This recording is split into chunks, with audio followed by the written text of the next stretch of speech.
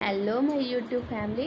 क्या आपको भी एनसीईआरटी पढ़ने में दिक्कत होती है? क्या आपने भी एनसीईआरटी को डिटेल से सारे चैप्टर्स नहीं पढ़े अपने स्कूल टाइम में? कोई दिक्कत नहीं। अगर आप बीपीएससी टीआरई 4.0 के लिए प्रिपेयर कर रहे हो या कोई भी एग्ज़ाम के लिए, गवर्नमेंट लेवल एग्ज़ाम के लिए प्रिपेयर कर रहे हो, सेंट्रल गवर्नमेंट लेवल के लिए, तो मैं अपने इस चैनल पे 10 डेज़ का चैलेंज लेके चली हूँ, जहाँ पे मैं एनसीईआरटी बुक्स फॉलो कर रही हूँ। और अभी मेरा फर्स्ट ये चैलेंज है, 10 डेज़ का चैलेंज है, जो कि इंडियन पॉलिटी का है। और अभी मैं क्लास 6 के सारे चैप्टर्स 10 डेज़ में कंप्लीट कर रही हूँ, जो कि 7 चैप्टर्स हैं उसमें। तो इससे पहले मैंने अपने प्लेलिस्ट बनाया अपने चैनल पे, आप जाके देख सकते हो। वहाँ मैंने चैप्टर 1 से चैप्टर 6 तक के सारे कॉन्सेप्ट क्लास और इम्पॉर्टेंट क्वेश्चन क्लास करा रखे हैं। ओके, तो अभी जो मेरा आज का ये जो वीडियो होने वाला है वो होने वाला है चैप्टर 7 के ऊपर।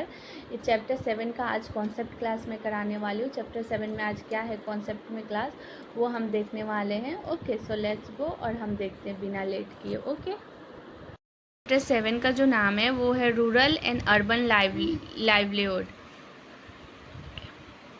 Rural livelihood working on the village. Village के लोग अपने जो लिविंग मतलब इसेंशियल्स होते हैं वो क्या काम करके लाते हैं। रूरल एरियाज़ में लोग क्या काम करते हैं कि उनका डेली का जो नीड्स है, डेली इसेंशियल नीड्स है, वो फुलफ़िल हो पाए। तो वो होता है nearly 2/5 of all rural families are agricultural labours in our country.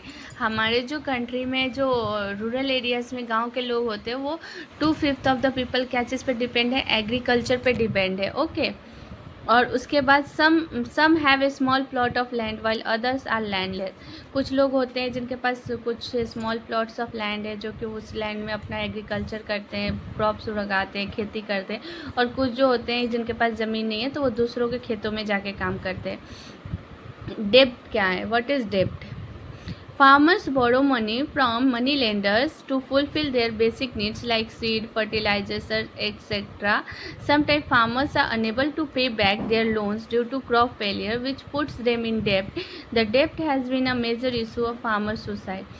Farmers जो होते हैं सभी कभी अपने जैसे कि बीज के लिए, फर्टिलाइज़र के लिए या खेतों में पानी देने के लिए तो वो पैसे लगते हैं। तो वो पैसे कहाँ से लाते हैं? कुछ मनी लेंडर्स जो गांव के होते हैं उनके पास से लाते हैं। और वो जो मनी लेकर आते हैं वो वापस उनको पे नहीं कर पाते ड्यू टू क्रॉप फेलियर। कभी कभी किसी साल में हमारा क्रॉप जो है फेल हो जाता है या हम प्रॉफिट अर्न नहीं कर पाते, तो उस समय क्या होता है वो मनी वापस पैसे नहीं दे पाते। तो उस चीज़ को हम क्या बोलते हैं? डेब्ट। Okay, the dept has been, और हमारे इंडिया में जो डेप्ट है वो सबसे बड़ा इशू है फार्मर सुसाइड के लिए। ओके, नेक्स्ट है हमारा एग्रीकल्चरल लेबरर्स।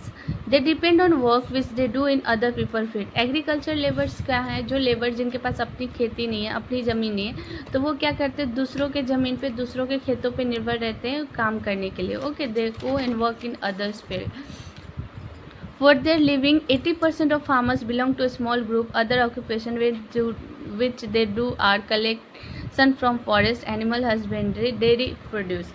तो कुछ जो 80% है वो फार्मर्स हैं और 20% जो ग्रुप है वो क्या करते हैं? फॉरेस्ट से कलेक्ट करके लाते हैं, लाइक फ्रूट्स, लकड़ी, ये सब। कुछ एनिमल्स हस्बेंड्री करते हैं, like cattle fielding and all, बाकी सब चीज़ें करते हैं। Okay, dairy production.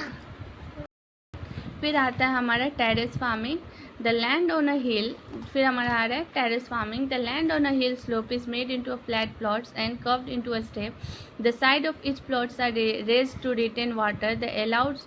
This allow water to stand in the field, which is best for rice cultivation, and this process is called terrace farming. जो hilly area होते हैं, terrace farming जो है मोस्टली हिल एरिया पे ही practice की जाती है। तो हिल एरिया में क्या होता है? लैंड जो होते हैं स्टेयर्स टाइप होते हैं। तो वो स्टेयर्स टाइप पे क्या होते हैं? साइड ऑफ द जो लैंड होते हैं उसको मतलब एक कर्विंग पोजीशन दिया जाता है ताकि पानी जो है वहाँ रुक सके। और वो बेस्ट होता है राइस कल्टिवेशन के लिए, उसमें चावल की खेती के लिए वो बेस्ट होता है। अब ये था हमारा रूरल एरिया लिविंगहुड। अब हमारे अर्बन लाइवलीहुड क्या है? हमारे अर्बन पीपल्स जो है अपना डेली एसेंशियल, डेली नीड्स कैसे लाते हैं? तो like working in a street. कुछ अर्बन पीपल जो है वो कहाँ काम करते हैं? स्ट्रीट पे काम करते हैं। Large number of people in the city work on the street. In a survey of Ahmedabad city it was found that 12% of all the worker in the city where those who were working on the street. तो हमारे country में क्या है कि बहुत सारे लोग जो है डेली स्ट्रीट पे काम करते हैं, like vegetable mongers, fruit mongers, ये जो है जो लाइक चाय बेचने वाले, ये जो स्ट्रीट वर्क है वो करते हैं। और अहमदाबाद के एक सर्वे में पाया गया कि वो सिटी के 12% लोग जो है अपनी अर्निंग जो है वो कहाँ से ला रहे हैं, वो स्ट्रीट पे वर्क करके ला रहे हैं। Okay, street vendors were independently by selling goods or providing service through temporary job without formal employment or job security. Street vending has been recognized as a right of people to earn their livelihood. और India में क्या है, street vending जो है एक लोगों का rights माना गया अपने डेली इसेंशियल्स को अर्न करने के लिए। फिर आता है मार्केट। कुछ लोग जो है अपने मार्केट में दुकानें चलाते हैं, वहाँ से अपने बिजनेस चलाते हैं और वहाँ से अपने डेली इसेंशियल्स लाते हैं। Like there are many people who own shops in various market in city. Business people manage their own shops और business, they are not employed by anyone. These permanent shops that are given a license to do business by the municipal corporation. The municipal corporation also decide on which day of the week the market has to remain closed. तो कुछ market में लोग होते हैं जिनको licence मिलती है अपनी दुकानें चलाने के लिए, और वो वहाँ पे अपने डेली एसेंशियल नीड जो है अर्न करते, दुकान चलाते, अपना बिजनेस चलाते हैं, और वो मेंटेन किया जाता है किसके द्वारा, म्यूनसिपल कॉर्पोरेशन के द्वारा। और म्यूनसिपल कॉर्पोरेशन ही डिसाइड करती है कि वो मार्केट हफ्ते के कौन से दिन को बंद रहेगी। फिर आते हैं casual workers. They are many workers employed in the factory of casual basis. The casual workers are employed as per the need in the factories. The jobs are not permanent. Casual workers होते हैं जो worker जो factories में जाके daily basis पे काम करते हैं, डेली अर्निंग करते हैं, रोज़ का उनका रोज़ मिल जाता है जो भी अर्निंग होता है। ओके, तो ये जो है इसमें कोई जॉब सिक्योरिटी नहीं है और ये जॉब जो है वो परमानेंट नहीं होती है। फिर आते हैं हमारे office worker. There are many worker in the city who work in offices, factories and government department. They are employed as a regular and permanent worker.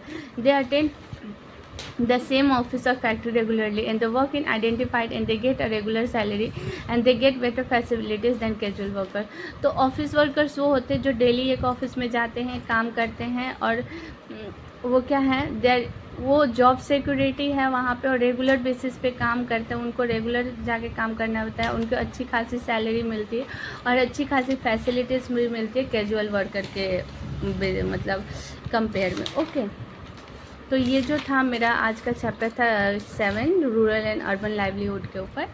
Okay guys, I hope so आपको chapter 7 समझ में आया होगा।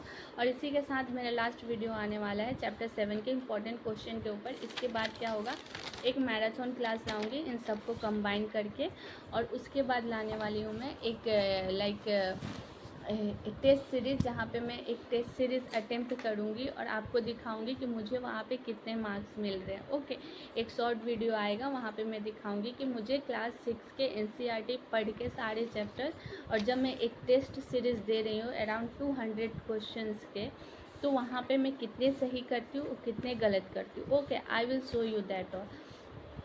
तो अगर आपने मेरे channel को सब्सक्राइब नहीं किया तो प्लीज़ गाइस आप सब्सक्राइब करो चैनल को और देखो। अगर आपको थोड़ी भी बेनिफिट मिलती है तो प्लीज़ मेरे को थोड़ा सा मोटिवेट करो चैनल सब्सक्राइब करके, वीडियो लाइक करके। और अगर आपको कोई भी डाउट है तो please you can ask me in the comment box. Okay, और स्टे हेल्दी, अपने पढ़ाई अच्छे से करो, आप लोग अपने प्रिपरेशन अच्छे से करो, ताकि नेक्स्ट जो हमारा आने वाले जो भी एग्ज़ाम है हम अच्छे से क्लियर कर पाए। Okay, thank you, stay healthy, stay safe and prepare for exam. Okay.